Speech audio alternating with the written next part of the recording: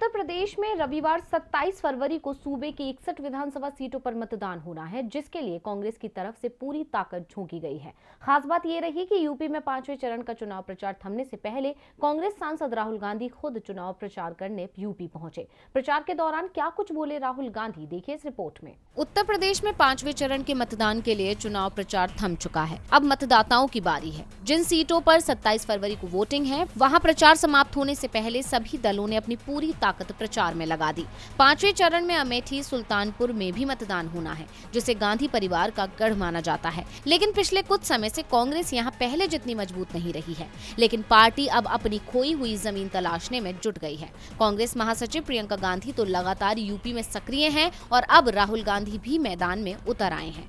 राहुल और प्रियंका गांधी दोनों एक साथ अमेठी में पार्टी उम्मीदवारों के पक्ष में प्रचार करने के लिए पहुंचे। अमेठी पर कांग्रेस का दशकों तक वर्चस्व रहा है। अमेठी में राहुल गांधी ने योगी सरकार के साथ ही केंद्र की मोदी सरकार पर भी निशाना साधा। राहुल ने कहा कि चुनाव में नरेंद्र मोदी जी रोजगार की बात क्यों नहीं करते हैं। BHEAL बेच रहे हैं, HAL बेच रहे हैं, तेल की कंपनियां बेच रहे हैं, एयर इंडिया बेच दी, मगर अपने भाषणों में ये क्यों नहीं कहते कि मैंने 2014 में वादा किया था, मैंने इतने युवाओं को रोजगार दिलवाया और आने वाले समय में इतने रोजगार और देने जा रहा हूं। वो ऐसा इसलिए नहीं कहते क्योंकि पूरा उत्तर प्रदेश जानता है कि नरेंद्र मोदी झूठ बोलते हैं। इतना ही नहीं, उन्होंने किसानों को लेकर भी मोदी सरकार को घेरा। राहुल गांधी ने आरोप लगाते हुए कहा कि सरकार चाहती है कि आज किसान को जो मिलता है वो उनसे छीना जाए और हिंदुस्तान के 2 से 3 अरबपतियों को दे दिया जाए। इतना ही नहीं, उन्होंने आगे कहा कि अगर आप रोजगार चाहते हैं तो रोजगार पैदा करने का टिकट आपके हाथ में है, मगर आप कभी धर्म के नाम पर वोट दे देते हैं,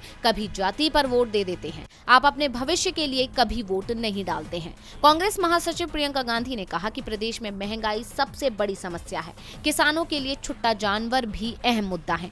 ऐसे में अगर आप गलत सरकार चुनेंगे तो अगले 5 साल पछताएंगे। अब राहुल गांधी और प्रियंका गांधी ने वोट की अपील तो की है, लेकिन देखना होगा कि जनता उनकी अपील पर कितना ध्यान देती है। DV लाइव की रिपोर्ट।